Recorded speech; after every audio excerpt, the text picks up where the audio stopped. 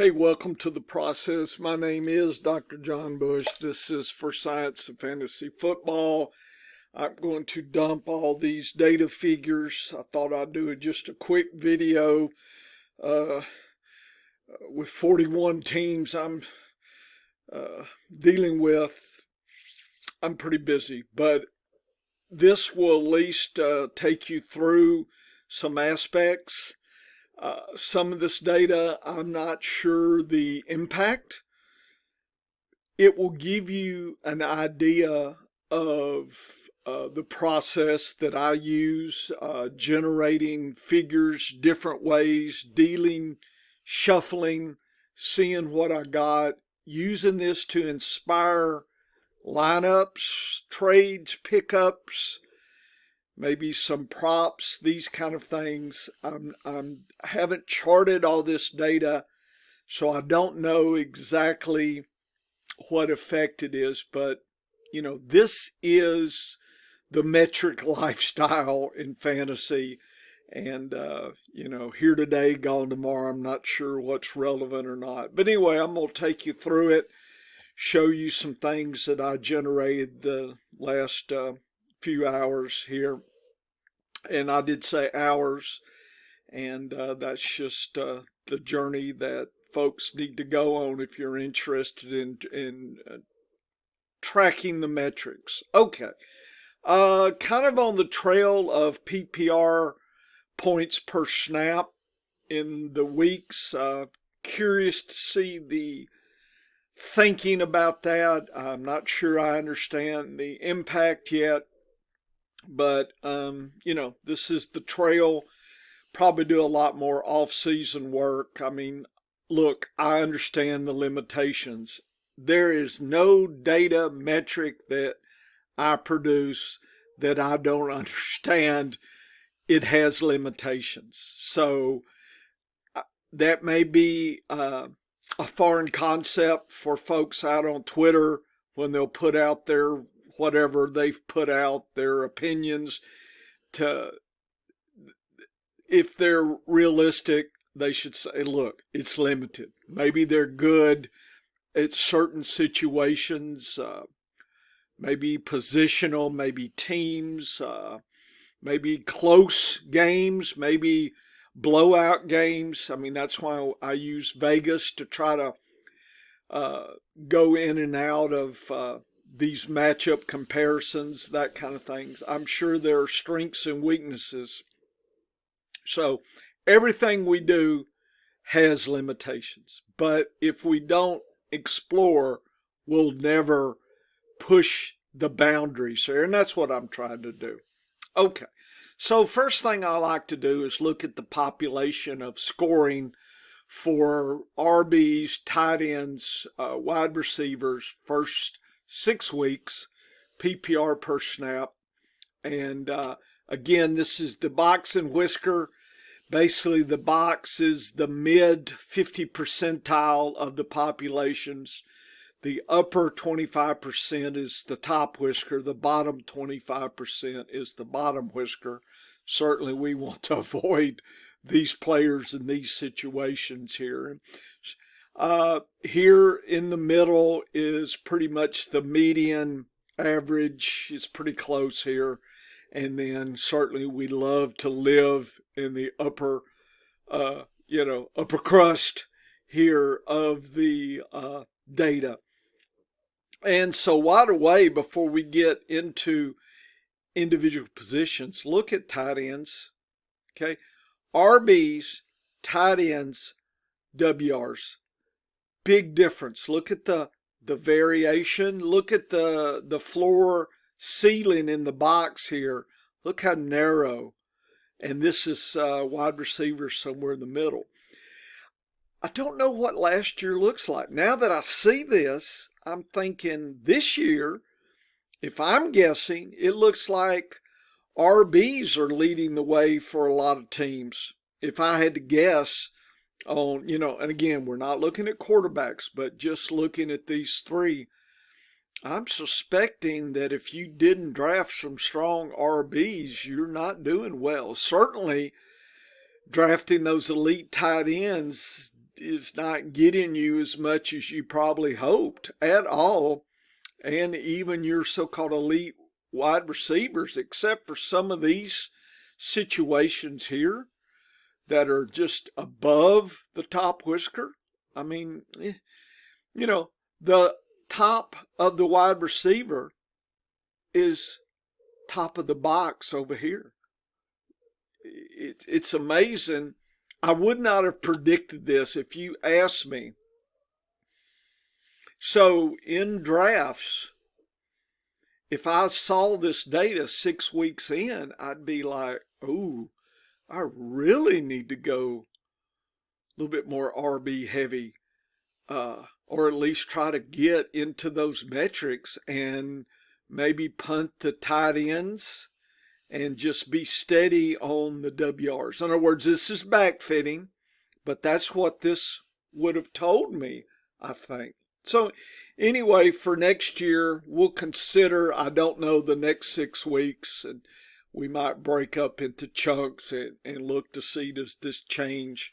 But it would be interesting. Something else would be interesting for me, now that I think about it just at that second, what do the playoffs look like, right? Playoffs of weeks 15, 16, 17, as far as this kind of distribution here. In other words, the last 10 years, what does that look like? I'm not sure I could tell you. I think you're getting into the value of the position here in the playoffs. And I'm not sure, I would have probably said that RBs and WRs would have been equal. And this might suggest, no, it's a little biased to the RBs. And I wonder, if I look back at the leagues I won in those championship games, I'm just kind of curious about what that's saying. I think there's some stuff we need to figure out here, folks. So anyway, I'll be on the job here. So next thing, and again, I'll post all these figures in just a data dump article. Here is weeks 1 to 6. Here is the PPR per snaps. Here are the grand averages. Here is the sorting from high to low for RBs. David Montgomery, King Henry. Montgomery is actually doing better than King Henry. I didn't know that. James Cook, that is a surprise to me. I didn't draft. You never draft enough, right? Look at Mixon, sure came back strong. I wish Estime would be free in Denver, but I have been hoarding him quite some time. Look at Chase Brown, Kamara. Boy, first 2 weeks, what could have been, and then it's sadness here. And by the way, the green is in the top 25 percentile of scoring. So, and you can go through here. So this is just more for your record keeping, just to track, and you can see some of the sadness here. I'm not sure if any of these folks are something you're looking at. Garendo, I had high hopes, and last week you got a little bit of taste of it, so you'll wonder. And some of these others here, is there something there to that? I don't know. Okay, I don't know. Zach, look at that. Talking about feast or famine. Look at 3 great weeks, 3 suck weeks. Isn't that interesting? I don't know what that means for Cincinnati. Tight ends. I think if you look, Kittle's a 4 weeks. Bowers is a 4. And Kincaid's a 4. Actually, because the scoring's so sucky. Ingram, welcome back last week. Okay, McBride's a 3. Gesicki's a 4. Ferguson's a 3. Goddard's a 2. Komet's a 2. So a lot of 2s. 2 weeks out of 6. you can check out that. If you're digging for some streaming tight ends, I'm not sure if there's any information out here to get, but you know, there are some that are more intriguing than others. But you can enjoy looking at the data here. Wide receivers, Nico Collins, he's a 3. Godwin's a 4. Jaden Reed's a 4. Jefferson's a 4. Chase is a 3.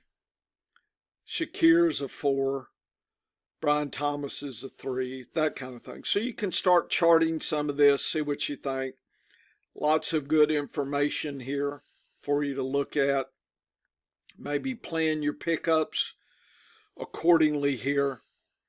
Okay. And, you know, I probably, now that I see this, I probably need to write down all the weeks that each player's in the top 25%, and then find that distribution to see kind of is 2 or 3. I suspect I'm going to guess 2 is kind of that median of where you want to be on top, but I don't know that.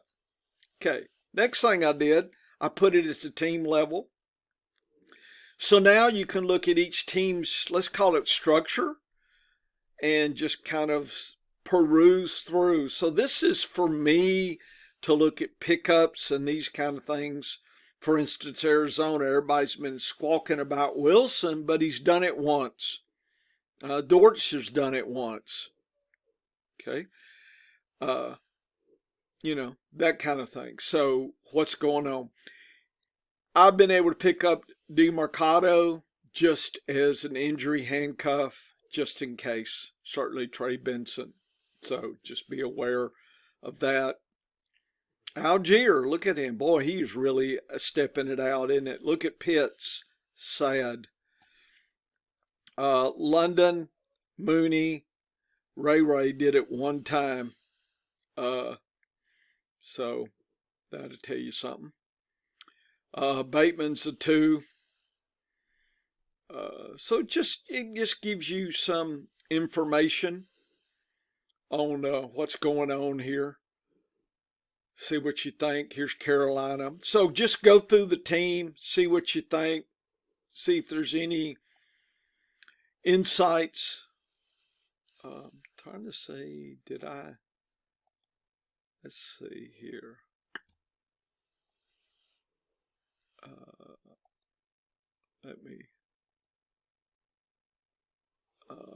Let's see. Come on, John. What am I doing? Oh, there it is. Here we go. Okay. So it looked like the font was low there. Okay.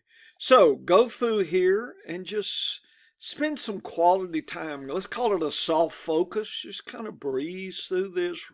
Take notes. Make some thoughts. Okay. My metrics here, I use this to inspire thinking. Okay. It's not the end. It's never the end, folks. It just give you something to look at in a different way versus just somebody on Twitter saying, well, I like this one. Well, and then they'll cherry pick something and say, this is why. Here's the data. Let the data guide us to think about things a little bit. That's the scientific way, right? So I'll have that dumped as well, so y'all can take a look at that. All the way down to Washington here, you can take a look and see what's going on.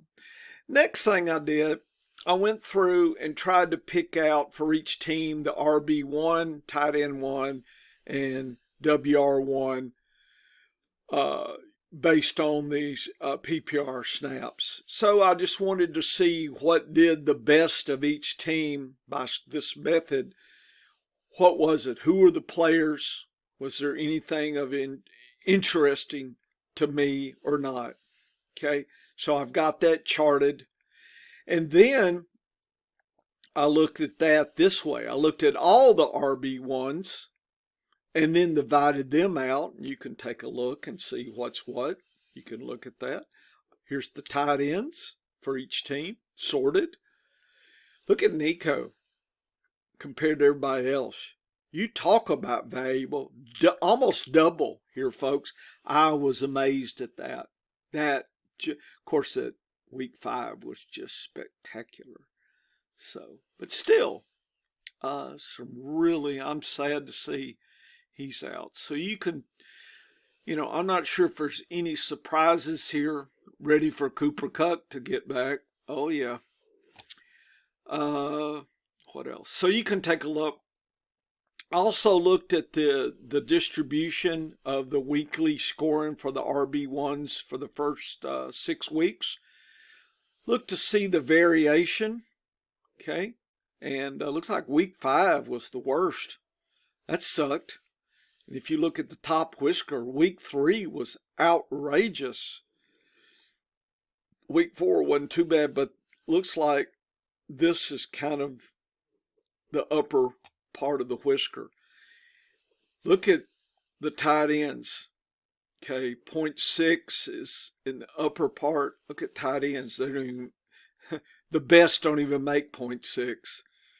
So in the boxes here, it's about 0.2. Here it'd be about double that, 0.4. Wide receivers, maybe 0.3. So that's kind of interesting, just the scoring of that.